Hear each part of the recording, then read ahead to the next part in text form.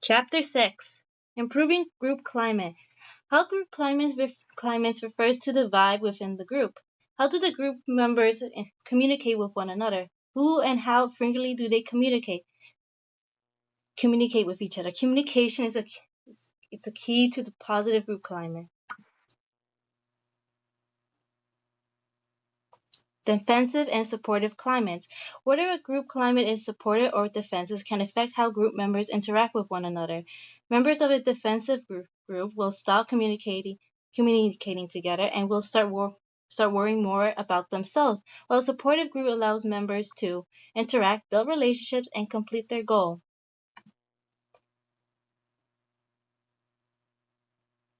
Behaviors of a supportive climate and defensive climates. Defensive climates. Dismissing a group member's idea, being a group member trying to control other members, being a difficult group member, putting your group last, being a group member who thinks they know everything. Supportive climates, examples, adding suggestions to your group member's idea.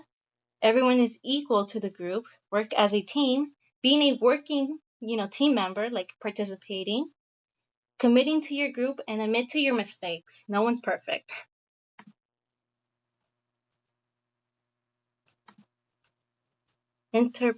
Impersonal confirmation and disconfirmation. Sometimes the group process goes nowhere, leaving questions unanswered and ideas are ignored. The cause of this problem is by groups unable to communicate with each other. This prevents the group in advancing their goal.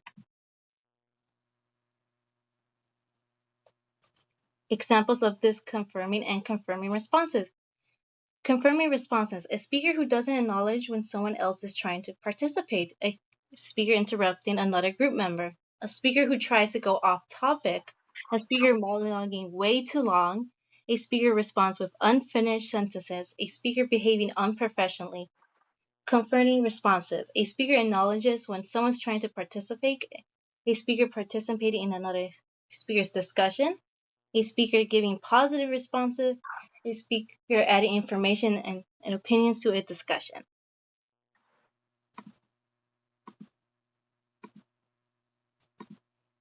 Group cohesiveness. Group cohesiveness is when a group develops close relationships among themselves. Since they have each other's loyalty and trust, cohesive groups will work well together. Each member of the group made it their goal to commit to their group. Benefits of group cohesiveness. Improves group team building. Tasks are complete. Strengthens individual work. Strengthens communications. Communication networks. Networks of communication is who in the group is speaking to who. When is the group meeting? You notice when some group members are participating more in the group than others. Examples of communication networks. Equal distributions of communication. Participants in the group are more active and discuss the group. There is equal distribution of communication among the group. Communication addressed to the leader. There is less communication inside the group. All communications are directly towards the leader, but the leader can still guide the group towards its goal. A group size. Communication is an important key to a positive group climate. The ability of a group members to communicate with one another decreases as the group sizes increases. About the group. Group sizes should be appropriate for each member to participate in and to communicate among the group members. Small group sizes tend to move forward faster than larger groups, but in the end, group members' involvement is what really counts in completing the group's goal. Chapter 7. Active Listeners. This section will look into the different types of listeners, their advantages, disadvantages, and obstacles to effective listening.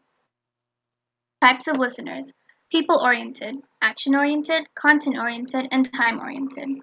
People-oriented listeners take into consideration of others' emotions and feelings. Action-oriented listeners take into consideration of organized and correct information. oriented listeners like to listen to detailed and complex stories and opinions. Time-oriented listeners prefer concise conversations to stay on schedule. Deeper dive, people-oriented. Some characteristics of people-oriented listeners include empathetic, always looking for common ideas and opinions. Supportive, people around them feel cared for and appreciated. They often focus on the person than the message. Example of people-oriented listeners. People-oriented listeners often want the person they are talking to talk about themselves. By learning about the person that is speaking, they often get a better understanding of the speaker's initial message or purpose. An example of this would be listeners who are curious about a movie star's personal feelings or connections with the movie rather than the movie itself. Deeper dive on action-oriented listeners. Some characteristics of action-oriented listeners include evaluates. They always look for a way to bring the messages they hear into reality. They're perceptionists. They take into account of many different perspectives and possibilities. They prefer to listen to or focus on facts and concrete evidences. They enter conversation with the purpose of enacting something once it ends. An example of oriented listeners are that they are very task-oriented and would want the person seeking to them to recognize that, although they may be skeptical at times, they prevent the group from losing focus. An example of this would be a person listening to a customer's demand or inquiries. While listening to them, they will most likely think about what the speaker wants and how they can help the customer. Deeper dive on content-oriented listeners. Some characteristics of content-oriented listeners include dissect. They take in information and break them down to fully comprehend what they are hearing. They're detailed. They prefer complex and detailed information. They prefer to listen to conversations that are not entwined with emotional or personal connections unless it helps them to understand the content better. They are ordered and prioritize facts, evidences, and opinions as they are listening. Examples of content-oriented. Content-oriented listeners are often good note-takers in group discussions because of their ability to analyze the information they are listening to. An example of this would be a judge. They listen to both parties and comprehend and analyze the information given to them before they make a judgment. Deeper dive on time-oriented people. Some characteristics of time-oriented listeners include people on a schedule that prefer short and concise messages. Similar to action-oriented listeners, they are stressed on taking action and completing tasks before listening. They might cut people off short if they feel there is enough information already. Often a time-oriented listener will let the speaker know how much time they can commit to the conversation. Example: so time-oriented listeners are very good at keeping a team or a group on track and on schedule due to their deep awareness of what needs to be done. An example of this would be a 911 dispatcher who needs to get precise and clear information to dispatch an officer and or ambulances to save or help people as quick as they possibly can. So some obstacles to listening are allness, fact inference, confusion, and bypassing. Allness statements are similar to that of stereotypes. They are usually untrue and generalize a topic. These statements are harmful because they promote prejudice. Fact inference confusion. This occurs when a person presents an assumption as fact or evidence. This can quickly turn into misinformation and can astray both the listener and speaker. Bypassing. Bypassing is when a word is used but has multiple meanings, which can confuse the listener. This is harmful because it can unintentionally insult the listener. Managing conflict. Managing conflict is all about developing skills to come up with unique and respectful solutions to the group conflict. Creating compromisations or making sure your agreements are well supported by evidence or two ways to settle disputes or avoid them together.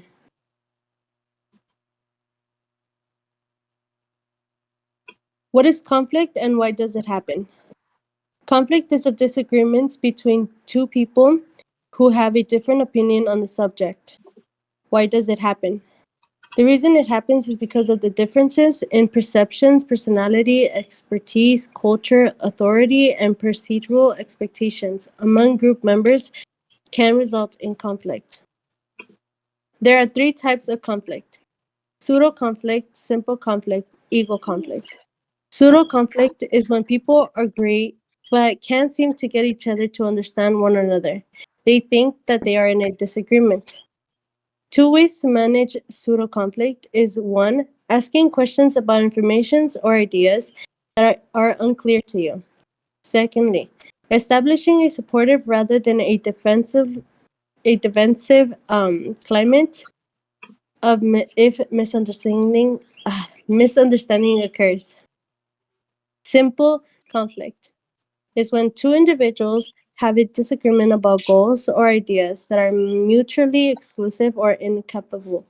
Incapable. The two ways to manage it is one, using facts that support your claim rather than opinions or emotional arguments, and two, suggest compromises. Ego conflict.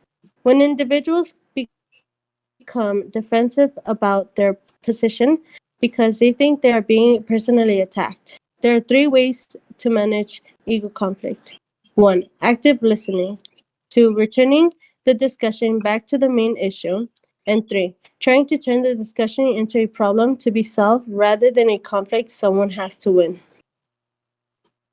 Conflict management styles. There are five: avoidance, accommodation, competition, compromising, and collaboration.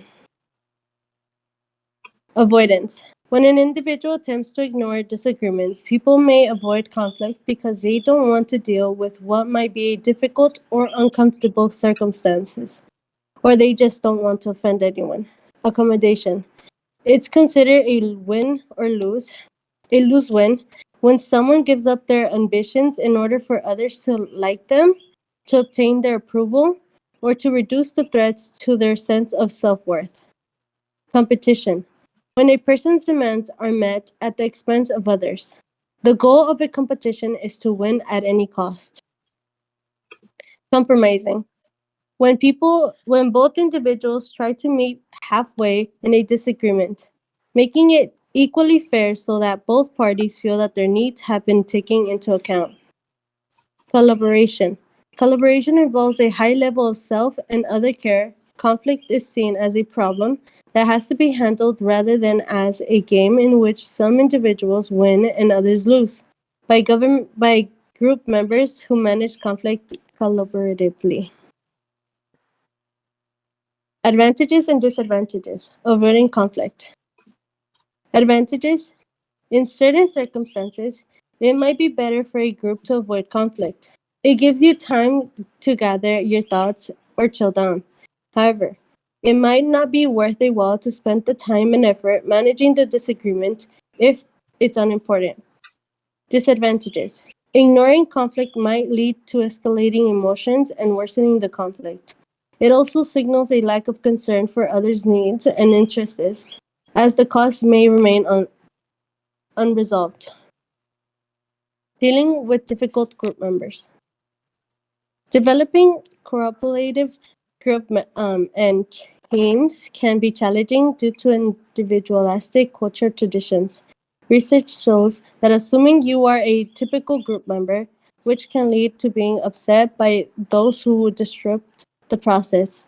Developing special people skills can help deal with the difficult group members. Using the principles of the collaborative conflict management styles can help you deal with difficult group members. Dealing with difficult group members. Emotions upsetting you, disclosure feelings, issues of contention. Emotions. When you are emotionally charged, we may find it difficult to practice rational, logical methods of managing conflict. Why it's upsetting you.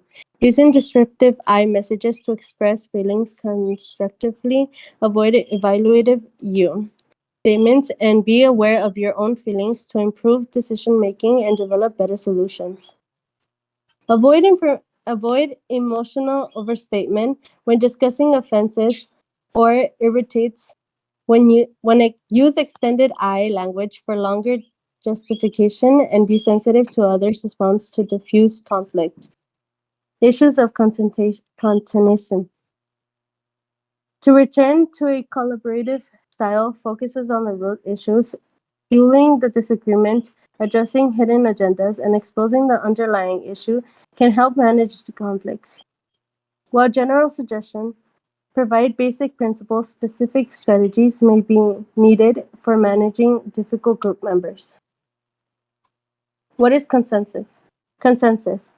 When everyone involved in a discussion manages to come to an understanding, even though it's not representing everyone's goals, everyone's participating connects support it. Reaching consensus. Group members often struggle to reach consensus, but using specific communication strategies can facilitate more easily in meetings and teams. There are 3 ways to reaching consensus. 1. Group frequently goes off course because of the ineffective discussion, which prevents them from reaching consensus. 2. Be considerate of the thoughts and feelings of others, pay attention without interrupting, and try to make an effort to comprehend others' viewpoints. And 3. Groups and teams members must openly communicate their thoughts and feelings in order to reach a real consensus. Failing to do so might result in a groupthink.